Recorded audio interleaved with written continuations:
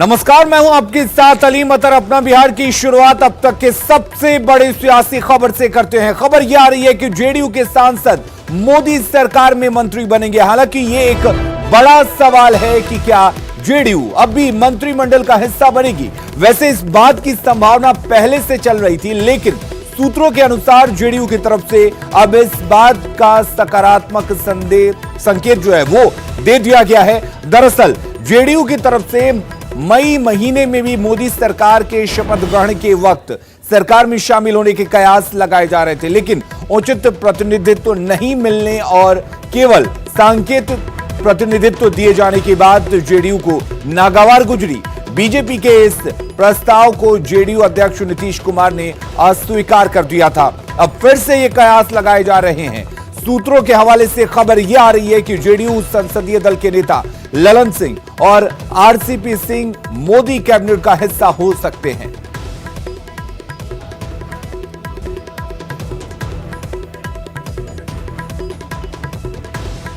तो अब मोदी कैबिनेट का हिस्सा हो सकते हैं ललन सिंह और आरसीपी सिंह। सूत्रों के हवाले से यह खबर आ रही है। आपको बता दें कि दरअसल इसे गठबंधन को और मजबूती देने की कोशिश के तौर पर देखा जा रहा है, क्योंकि 2020 यानी कि इसी साल बिहार में विधानसभा चुनाव होने हैं और इसी को देखते हुए बीजेपी और जेडीयू का गठबंधन और मजबूत हो, यह एक संदेश दिया जा सके।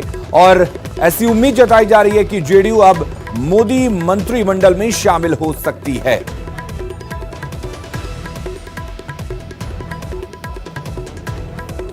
तो विधानसभा चुनाव से पहले मजबूती की कवायद है ये, और अब ऐसा लग रहा है कि मोदी कैबिनेट में जेडीयू की एंट्री हो सकती है। और उम्मीद ये जताई जा रही है कि ललन सिंह और आरसीपी सिंह को मोदी कैबिनेट में जगह मिल सकती है। हालांकि पहले भी कई बार कयास लगाए गए थे कि जेडीयू मंत्रिमंडल में शामिल हो सकती है, लेकिन जेडीयू को सही तरीके से सम्मान नहीं मिलने की वजह से जेडीयू मंत्रिमंडल में शामिल नहीं हुआ था। और नीरज कुमार हमारे साथ जुड़े हुए हैं। नीरज जी, आपसे जानना चाहेंगे, क्या अब यह माना जाए कि बिहार विधानसभा चुनाव से पहले जेडीयू मोदी मंत्रिमंडल का हिस्सा बन सकती है? यह सवाल पार्टी के राष्ट्रीय नेतृत्व को तय करना है, और यह गठबंधन के शीर्ष नेतृत्व में ऐसी बातें तय होती है। मीडिया में क्या खबर आया है, मीडिया में खबर का सोर्स क्या है, जो वो जाने। लेकिन पार्टी ने अपनी भावना पहले भी व्यक्त कर दी है। अब पार्टी की ओर से तो कोई औपचारिक नहीं, मीडिया की खबर के आधार पर कयास लोग लगा रहे हैं। एनडीए गठबंधन में बिहार में हम सरकार चला रहे हैं, मजबूती के साथ सरकार चल रही है। न मनभेद है न मतभेद है। अभी की खबरें जो लोग चलाए हैं वो लोग जाने की कहां चला रहे हैं। लेकिन नीरज जी, अगर जेडीयू मंत्रिमंडल में शामिल होती है तो क्या ये माना जाए कि और मजबूत होगा ये गठबंधन बिहार विधानसभा चुनाव से पहले? देखिए, अब ये एनडीए गठबंधन तो बिहार में मजबूती से चल रहा है। अब उस संबंध में आप विश्लेषण करने का आपको अधिकार प्राप्त है। ये मेरे अधिकार क्षेत्र, हम लोग के अधिकार क्षेत्र के बाहर है। आप जेडीयू के नेता हैं, जेडीयू के कार्यकर्ता हैं, आपको लगता है कि जेडीयू को मोदी कैबिनेट में शामिल होना चाहिए? अब इस संबंध में हम न व्यक्तिगत कोई राय हो सकती है, न इसमें पार्टी के शीर्ष नेतृत्व को तय करना। इसमें हमको मीडिया के जिन लोगों ने ये न्यूज चलाया है वो बताएं कि उनका सोर्स क्या है। नहीं, हमारे पास जो खबरें आ रही है इसकी पुख्ता जानकारी हम आप ही से चाहते हैं। नहीं, मुझे कोई इस संबंध में जानकारी नहीं। चलिए, बहुत बहुत शुक्रिया हमारे साथ जुड़ने के लिए। तो यहां पर जेडीयू के नेता हैं, मंत्री हैं नीरज जी। उन्होंने कहा है कि उन्हें इस बात की कोई जानकारी नहीं है कि शामिल होती है या नहीं जेडीयू। ये शीर्ष नेतृत्व, राष्ट्रीय नेतृत्व तय करेगा कि जेडीयू इसमें शामिल होगी या नहीं होगी। और अब बात करते हैं गिरिराज सिंह के एक और बयान की। बेगूसराय पहुंचे केंद्रीय मंत्री गिरिराज सिंह ने स्कूलों में गीता का श्लोक का पाठ कराए जाने की मांग की है। उन्होंने कहा कि हम अपने बच्चों को सही संस्कार नहीं दे पा रहे हैं। मिशनरी स्कूलों पर निशाना साधते हुए उन्होंने कहा कि वहां पढ़ने वाले बच्चे कलेक्टर, आईपीएस और आईआईटी तो कर जाते हैं, लेकिन संस्कार नहीं सीख पाते हैं। मैं चाहता हूं कि अब जैसे हमारे स्कूलों में भी, मैं सरकारी स्कूलों में तो जब बोलूंगा तो कहा जाएगा कि ये भगवा एजेंडा है। मैं सरकारी स्कूलों को छोड़ करके घर की मां बहनों से भाइयों से कहना चाहता हूं कि स्कूलों में भी अब एक श्लोक गीता का पाठ हो।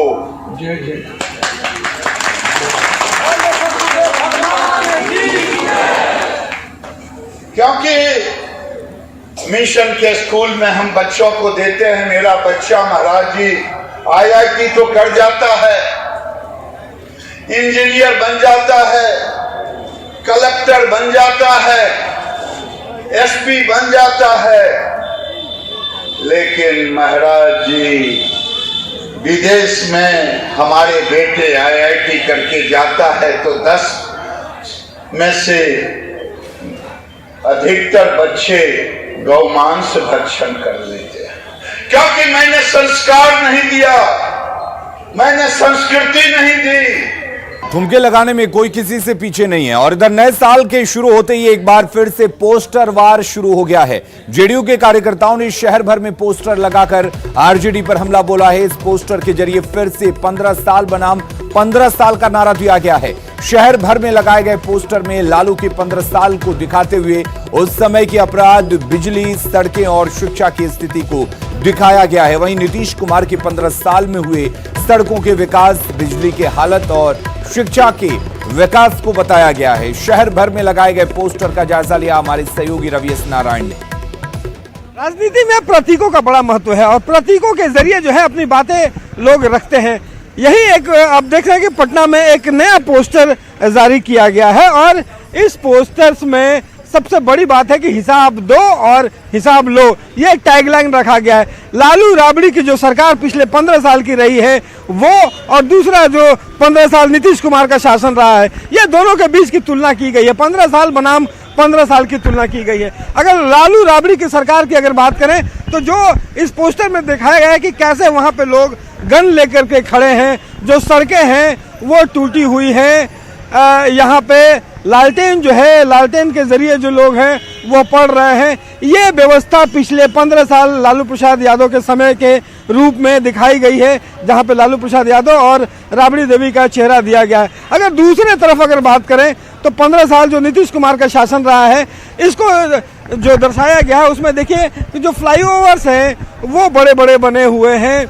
यहाँ पे जो लड़के हैं वो खुशहाल पढ़ रहे हैं, लड़कियाँ साइकिल चला रही हैं, यहाँ पे बिजली दिखाई गई है। वो दूसरी की यहाँ पे महिला को देखिए कि यहाँ पे LED जला करके घर को रोशन कर रही है। कुल मिलाकर के ये विकास की तस्वीर बता रही है। तो एक बार फिर से ये दिखाने की कोशिश हो गई कि 15 साल बनाम 15 साल की लड़ाई होने वाली है और साल के शुरुआत होते ही फिर नए पोस्टर वार शुरू हो गया है। ये माना जा रहा है कि आने वाले दिनों में ये पोस्टर वार और बढ़ेगा। कैमरा पर्सन मनीष जुनेजा के साथ रवि एस नारायण, न्यूज़ 18 पटना।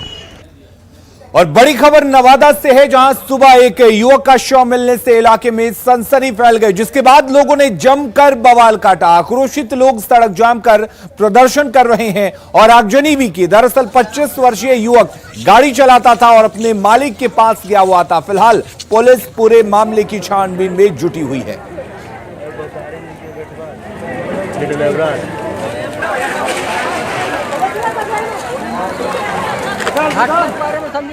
समझे जेल किया हुआ है। कैसे किया? हम नहीं देखे सर, कैसे किया था हम देखे सामने नहीं देखे। कहाँ पर किया था? हरिया। और सुपौल में न्यूज़ 18 की खबर का बड़ा असर हुआ है। आरोपी सरपंच को पुलिस ने दबोचा है। आरोपी सरपंच सहित 9 लोगों को गिरफ्तार किया गया है। 10 लोगों पर जदिया थाने में मामला दर्ज हुआ है। सरपंच का तालिबानी हरकत सामने आई थी, जिसको न्यूज़ 18 ने प्रमुखता से दिखाया। कई सवाल उठाए गए और अब आखिरकार न्यूज़ 18 की खबर का एक बार फिर से असर हुआ है। आरोपी सरपंच सहित 9 लोगों को गिरफ्तार किया गया है। दरअसल एक वीडियो वायरल हो रहा था जिसमें सरपंच एक महिला की सरेआम पिटाई करता हुआ नजर आ रहा था। महिला रोती रही, चिल्लाती रही। वहां पर कई लोग तमाशबीन बने रहे और इस खबर को न्यूज़ 18 ने प्रमुखता से दिखाया। जैसा कि हमारे सहयोगी ने बताया कि सरपंच काफी दबंग है और इस तरह की हरकतें करता रहता है। उसके बाद अब पुलिस ने गिरफ्तार किया है। अमित हमारे साथ जुड़े हुए हैं। अमित, न्यूज़ 18 ने एक बार फिर से इस तरह की खबरों को दिखाया और आखिरकार इस सरपंच को दबोच लिया गया है, क्या कुछ कह रही है पुलिस? जी, पुलिस ने 10 लोगों पर नामजद एफआईआर हुआ था। उसके बाद पुलिस ने कुल 7 लोगों की गिरफ्तारी की पुष्टि की जा रही है। हालांकि 9 लोगों की गिरफ्तारी की पुष्टि थानाध्यक्ष ने की है, लेकिन उसे सरपंच जी को भी गिरफ्तार कर लिया गया है। और सबसे बड़ी खबर यह है कि न्यूज़ 18 पर खबर दिखाने के बाद पुलिस ने संज्ञान लिया है और इस मामले में सरपंच को गिरफ्तार कर कार्रवाई शुरू कर दी है। अलीम, क्या कुछ मुकदमा लगाया गया है और पुलिस क्या कह रही है, किस तरह की सख्ती की बात कह रही है पुलिस? पुलिस का स्पष्ट कहना है कि सरपंच ने जो गुनाह किया है उसको पूरी सजा मिलेगी, क्योंकि सरपंच ने जिस तरह का गुनाह किया उससे पीड़िता भी अब पुलिस के सहयोग के बाद सामने आ रही है। और क्योंकि पुलिस पीड़िता पूरी तरह से डरी हुई थी, लेकिन पुलिस ने उसे संतोष दिलाया है, जिसके बाद पीड़िता अब सामने आई है और सरपंच के खिलाफ अपनी आवाज बुलंद कर रही है और जिसकी वजह से अब सरपंच को लगता है कि जल्द से जल्द सजा मिल सकती है। चलिए, बहुत बहुत शुक्रिया आपका तमाम जानकारी देने के लिए अमित।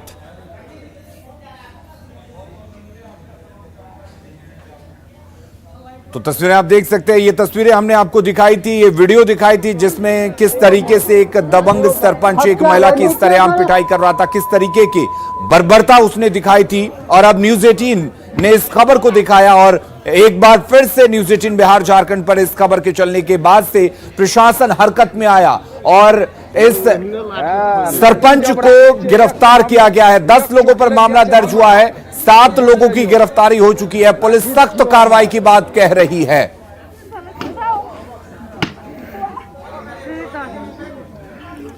तो न्यूज़ 18 की खबर का असर हुआ है।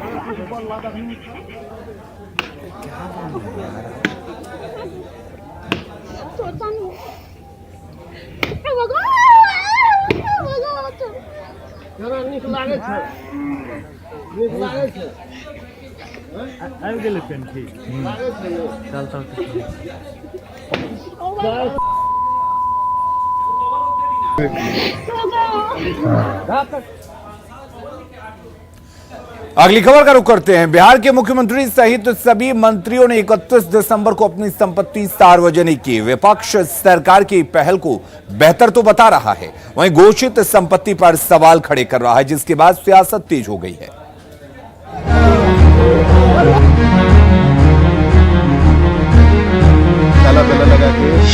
मुख्यमंत्री नीतीश कुमार के पास 16,28,000 की चल संपत्ति है, जबकि करीब 40 लाख की अचल संपत्ति है। कैश की बात करें तो नीतीश कुमार के पास 39,000 रुपये हैं, जो पिछले साल के मुकाबले कम हैं। नीतीश कुमार के पास पटना में करीब 2,500 वर्ग फुट का प्लॉट है। इसके अलावा दिल्ली में 1,000 वर्ग फुट का फ्लैट है। मुख्यमंत्री से ज्यादा अमीर उनके बेटे निशांत हैं, जिनके पास 1,39,082 रुपए की संपत्ति है। डिप्टी सीएम सुशील मोदी संपत्ति के मामले में सीएम नीतीश कुमार से 20 हैं। सुशील मोदी के पास 44,300 रुपये कैश है। इसके अलावा 81,54,000 के डिपॉजिट्स हैं। साथ ही 3,99,000 की ज्वेलरी है। सुशील मोदी के नाम पर 30 लाख का लोन भी है। उद्योग मंत्री श्याम रजक गाड़ियों के शौकीन हैं, जिनके पास होंडा सिटी कार के अलावा 2 स्कॉर्पियो और पत्नी के नाम से टाटा सफारी है। तो वहीं मंत्री जय कुमार सिंह हथियारों के शौकीन हैं, जिनके पास रिवॉल्वर और राइफल है। संपत्ति घोषित करने की परंपरा को सत्ताधारी दल पारदर्शिता का नायाब नमूना बता रहा है, तो विपक्ष इस पर सवाल खड़े कर रहा है। वहीं राजनीतिक दलों के जानकार इसका दायरा बढ़ाने की मांग कर रहे हैं। जो आम धारणा है वो इस प्रॉपर्टी जो अनाउंसमेंट हुआ उससे मेल नहीं खाती है। तो पारदर्शिता की बात तब होती जब आपके पास जो कुछ भी है उसको आप सार्वजनिक करें। किसी को लगता है कि ये सही है तो बहुत अच्छा है, लगता है गलत है तो उस पर चैलेंज दे, उस पर तो चैलेंज भी देने का प्रावधान है की पहल है। और ये इससे एक माने पूरे देश में एक मैसेज आता है कि बिहार एक ऐसा प्रदेश है जिसके मंत्री और प्रशासनिक अधिकारी भी अपने संपत्ति का ब्यौरा हर साल देते हैं। सबसे अमीर और सबसे गरीब मंत्री की बात करें तो समाज कल्याण मंत्री राम सेवक सिंह नीतीश कैबिनेट के सबसे अमीर मंत्री हैं। उनके पास 1,34,00,000 की अचल संपत्ति है, तो बृजकिशोर बिंद सबसे गरीब मंत्री हैं। न्यूज 18 के लिए पटना से संजय कुमार की रिपोर्ट। और अब बात तो ठंड के सितम की करते हैं। बिहार में ठंड और शीतलहर का प्रकोप जारी है। पटना समेत बिहार के कई इलाकों में बूंदाबांदी और हल्की बारिश से अभी और ठंड बढ़ने के आसार हैं। वहीं ठंड को लेकर पटना के 10वीं क्लास तक के सभी स्कूल 5 जनवरी तक बंद रहेंगे। पटना के डीएम कुमार रवि ने सभी सरकारी और प्राइवेट स्कूलों को बंद करने का निर्देश दिया है। इससे पहले ठंड को देखते हुए डीएम ने सभी स्कूलों को 28 दिसंबर से 2 जनवरी तक बंद रखने का आदेश दिया था। और छपरा में ठंड और कोहरे से परेशान लोगों को आज थोड़ी राहत मिली है। यहां सुबह की खिली धूप से मौसम का मिजाज बदला है और लोग हल्की धूप का आनंद ले रहे हैं। मौके से ज्यादा जानकारी दे रहे हैं हमारे सहयोगी संतोष। कई दिनों से ठंड से परेशान छपरा के लोगों को आज थोड़ी राहत जरूर मिली है, क्योंकि सूर्य भगवान ने दर्शन दिए हैं। सुबह से ही हल्की धूप निकली हुई है और मौसम के मिजाज में नरमी देखी जा रही है, क्योंकि जो पिछले कई दिनों से पारा जो गिरा हुआ था वो अब धीरे धीरे रिकवर कर रहा है और लोग अब घर से निकल तो रहे हैं, लेकिन फिर भी सतर्कता जरूर बरत रहे हैं, क्योंकि धूप का आनंद के साथ साथ लोगों में एक दहशत भी है कि पारा कभी भी गिर सकता है, क्योंकि ठंडी हवाएं अभी भी चल रही है। तो कहीं ना कहीं लोगों में एक डर है। हमारे साथ मौजूद है यहाँ के एक लोकल स्थानीय निवासी। तो किस तरह से ये ठंड है, ये परेशानी थी और अब क्या स्थिति? अब ठंड से हम लोग ठीक है, राहत मिल रहा है बहुत। ठंड से हम लोग आनंद ले रहे हैं ना धूप का, और पहले से मौसम अच्छा है। हम लोग अभी धूप निकला है तो क्या महसूस कर रहे हैं लोग? धूप में बहुत अच्छा महसूस हो रहा है, बहुत अच्छा धूप आ गया है। ठंडा लग रहा है कि अब चला जाएगा इस धूप से। सुबह सुबह नया साल पर धूप आ गया है, तो बिल्कुल नए साल में जो है मौसम का भी मिजाज बदला हुआ नज़र आ रहा है और लोग जो है कहीं ना कहीं राहत जरूर महसूस कर रहे हैं। और लोगों को उम्मीद है कि मौसम की जो ये बदलाव है वो आगे भी कायम रहे, क्योंकि ठंड से लोगों ने काफ़ी परेशानियां झेली है, काफ़ी लोगों को नुकसान भी हुआ है, कामकाज ठप है, विद्यालय बंद है। तो अब ये धूप जब निकली है तो लोगों को लगता है कि अब जनजीवन जो है फिर से एक बार पटरी पर लौटेगा और लोग अब ज़िंदगी आराम से व्यतीत करेंगे। संतोष गुप्ता, न्यूज़ 18, छपरा। ठंड और शीतलहर ने ट्रेनों की रफ्तार पर भी ब्रेक लगा दिया है। दानापुर रेलवे स्टेशन पर देर से चल रही ट्रेन की वजह से यात्री प्लेटफॉर्म पर घंटों समय गुजारने को मजबूर है। हालांकि कुहासे और ठंड के कारण पूर्व मध्य रेल ने 31 जनवरी तक ट्रेनों के परिचालन में बदलाव किया है, ताकि यात्री ठंड में सुरक्षित यात्रा कर सके।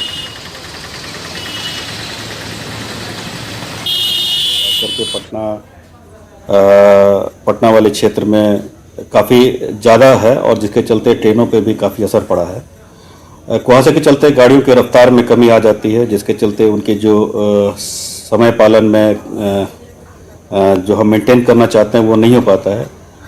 बहुत से कारण जब हमारे चालक को कुहासे के कारण सही सिग्नल या सही चीज़ नहीं दिखाई पड़ते तो उसकी रफ्तार में कमी आ जाती है, और जिसका नतीजा है कि कुहासे के चलते गाड़ियाँ हमें लेट मिलती है और लेट हमें भेजना पड़ता है इसमें।